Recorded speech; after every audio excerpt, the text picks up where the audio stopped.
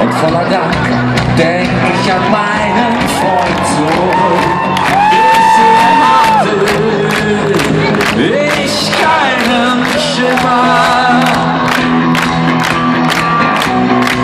Und wenn ich euch etwas rate, dann, liebe Jungs, diese Worte bleiben immer wahrscheinlich.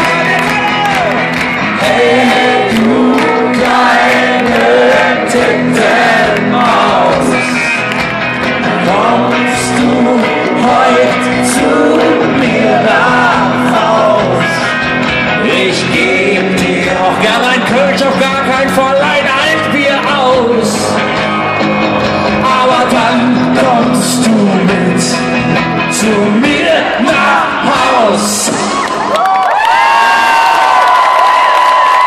Bela spricht aus, was wir alle nur träumen.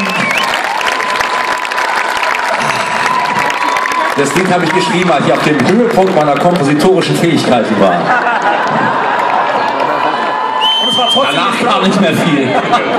Moment, aber es kam immerhin noch das, was uns Künstler während der Midlife-Crisis so oft ergreift: Selbstzweifel. Sind wir wirklich so gut, wie alle immer sagen? Verdienen wir die Milliarden, die wir scheffeln? Ist das wirklich?